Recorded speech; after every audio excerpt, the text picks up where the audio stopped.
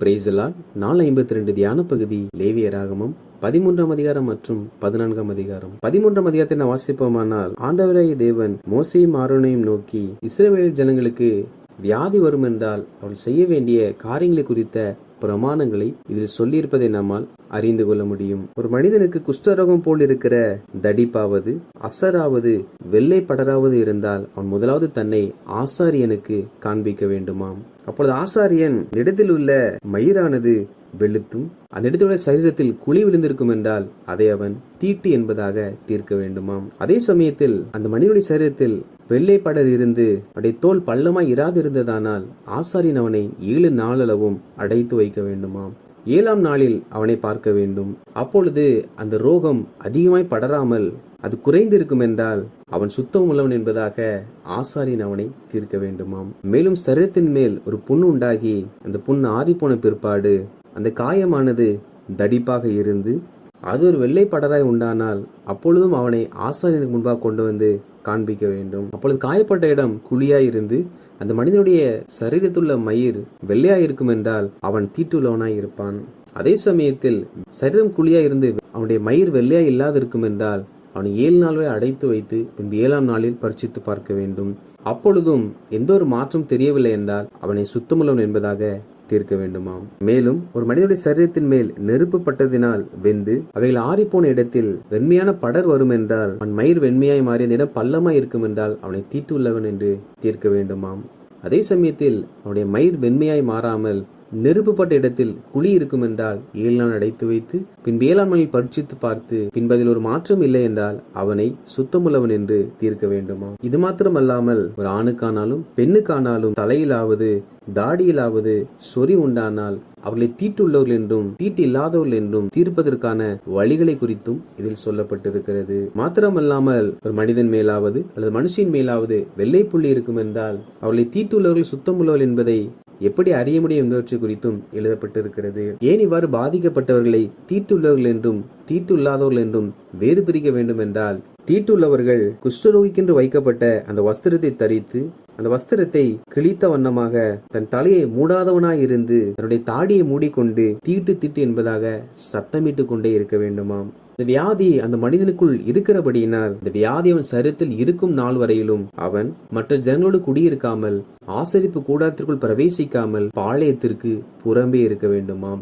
நியாயப்பிரமாணத்தை பொறுத்த மட்டில் வியாதி உள்ளவர்கள் புறம்பே இருப்பார்கள். அது சின்ன வியாதியா இருந்தாலும் பெரிய வியாதியா இருந்தாலும் வியாதிப்பட்டவர்களை புறம்பாக வைப்பார்கள். ஆண்டவராகிய இயேசு கிறிஸ்துவோ விலையேற பெற்ற கிருபையினால் நம்மை அவர் ரட்சித்து நம்முடைய பாவங்களை சுமந்து நம்முடைய வியாதிகளையும் அவர் சுமந்து அவர் நம்மை எல்லா பலவீனங்களிலிருந்து நோய்களிலிருந்து வியாதியிலிருந்து சுகமாக்கி விடுதலை கொடுத்து நம்மை மீட்டிருக்கிறார். இஸ்ரவேல் ஜனங்களோ வியாதிப்பட்டால் ஆசாரியர்களை அடைத்து வைத்து வியாதி இருப்பது உண்மை என்று கண்டால் அவளை பாளையத்திற்கு புறம்பாக தள்ளி வைத்து விடுவார்கள்.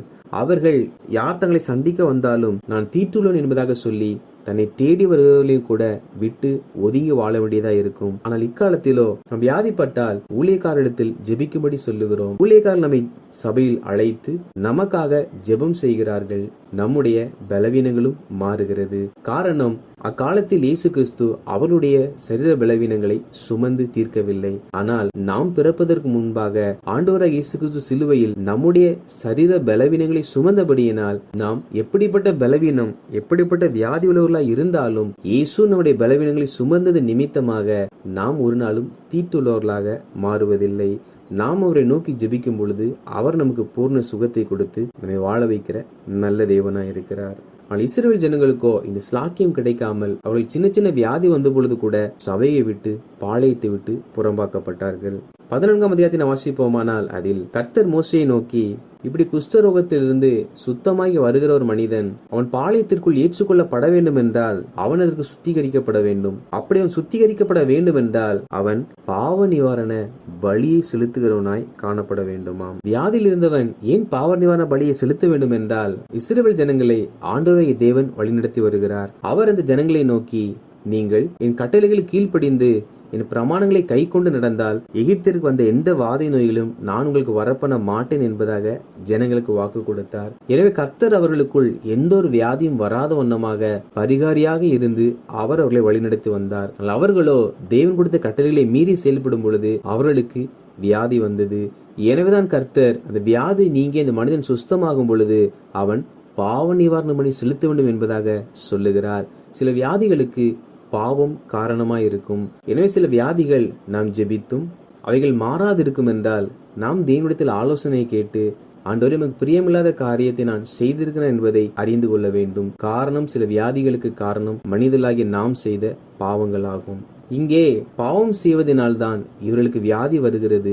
எனவே அப்படிப்பட்ட வியாதியிலிருந்து ஒரு மனிதன் அதை உணர்ந்து கொண்டு அவன் சொஸ்தமடையும் பொழுது அந்த பாவம் நிவிருத்தியாக பண்ணப்படும்படிக்காக அவன் பலிகளை செலுத்த வேண்டும். அதில் பாவ நிவாரண பலி இருக்க வேண்டும் என்று கர்த்தர் சொல்லியிருக்கிறார். கர்த்தருடைய ஜனங்களாகிய நாமும் கூட சரீர பலவீனங்களிலிருந்து வியாதிகளிலிருந்து சுகமடைவோம் என்றால் கர்த்தருக்கு நாம் நன்றி பலிகளையும் காணிக்கைகளையும் செலுத்துகிறவர்களாய் காணப்பட வேண்டும். அவைகளை எல்லாரும் செலுத்த வேண்டும். காரணம் ஏனென்றால் அநேக கிறிஸ்தவர்கள் எனக்கு எந்த ஒரு வியாதியும் இல்லை, நான் நன்றாய் இருக்கிறேன் என்பதாக சொல்லுவார்கள். நாம் ஒன்றை புரிந்து கொள்ள வேண்டும். நாம் எந்த ஒரு வியாதியும் இல்லாமல் இருக்கிறோம் என்றால் அது நாம அப்படி வியாதி இல்லாமல் வாழவில்லை. கர்த்தர் நமக்கு எந்த ஒரு வியாதியும் அணுகாதபடிக்கு நம்மை பாதுகாத்திருக்கிறார். எனவே வியாதிப்பட்டவர்கள் வியாதின்னு சுகமடையும் பொழுது கர்த்தருடைய நாமத்தை மகிமைப்படுத்த வேண்டும். கர்த்தருக்கு என்று காணிக்கைகளை செலுத்த வேண்டும். அதே போல எந்த ஒரு வியாதியும் இல்லை என்று சொல்லுகிறவர்களும் கர்த்தர் எந்த ஒரு வியாதியும் என்னை அணுகாதபடி பாதுகாத்தார் என்று சொல்லி அதற்கும் கர்த்தருக்கு நாம்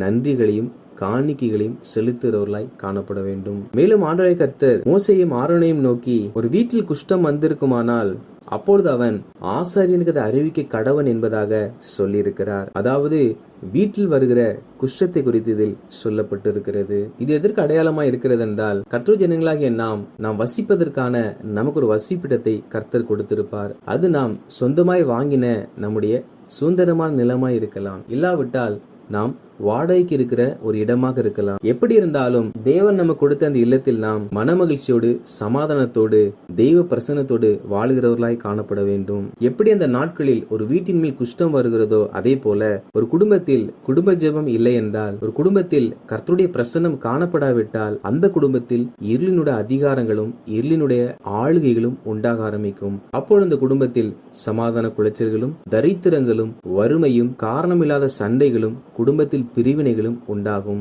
எனவே ஒரு குடும்பத்தில் இப்படிப்பட்ட பிரச்சனைகள் இருக்கும் என்றால் அந்த குடும்பத்தில் உள்ளவர்கள் எழும்பி ஒருமனப்பட்டு போராடி அந்த குடும்பத்தில் தேவ பிரசன்னம் இறங்கி வரும்படிக்கு தேவனுடைய ஆளுகை உண்டாக்கும்படிக்கு ஒருமனப்பட்டு ஜெபிக்கிறவர்களாய் காணப்பட வேண்டும். அப்படி அவர்கள் கூடாமல் இருக்கும் என்றால் அப்பொழுது அவர்கள் தேவன் தங்களுக்கு நியமித்து கொடுத்த ஊழியக்காரர்களை அழைத்து ஜெபிக்கிறவர்களாய் காண்பிக்கப்பட வேண்டும். நம்மால் ஜெபிக்க முடியவில்லை, நம்மால் மனமகிழ்ச்சியை வாழ முடியவில்லை என்று நாம் நமக்குள் இருக்கிற பாரத்தை நாம் நமக்குள்ளே வைத்திருப்போம் என்றால் ஒரு நாள் மகிழ்ச்சியான ஒரு வாழ்க்கைக்குள்ளாக நம்மால் செல்ல முடியாது. வீட்டிலே குஷ்டதோஷம் இருக்குமானால் ஊழியக்காரர்களை அழைக்க வேண்டுமாம். காரணம் அவர்கள்தான் அதை பார்த்து அதற்கான பரிகாரங்களை செய்ய வேண்டும்.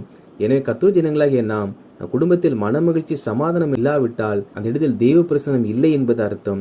தெய்வ பிரசனம் இறங்கி வர நாம் இரவும் பகலும் ஜெபிக்கிறவர்களாய் காணப்பட வேண்டும். அப்படி நாம் இரவும் பகலும் ஜெபிக்கும் பொழுது நம் வீட்டில் எந்த ஒரு இருளின் அதிகாரத்திற்கும் பிசாசின் கிரிகளுக்கும் இடமில்லாதிருக்கும். நாம் அப்படி எழுந்து ஜெபிக்க நம்மால் முடியாவிட்டால் நம்மை எழுப்பி விடுவதற்கும் நம்மை பலப்படுத்துவதற்கும் தேவன் நமக்கு நியமித்த போதகர்களை நாம் நம் இல்லத்திற்கு அழைத்து ஜெபம் நடத்தும்படி கேட்க வேண்டும். அப்பொழுது அவர்கள் வந்து ஜெபிப்பார்கள். அல்லாவிட்டால் நாம் போகிற சபையார் எல்லாரும் இணைந்து வந்து ஜெபிப்பார்கள். அப்படி ஒன்று கூடி ஜெபிக்கும் பொழுது அந்த இல்லத்தில் தேவ பிரசன்னமும் தேவ ஆளுகையும் கடந்து வரும்.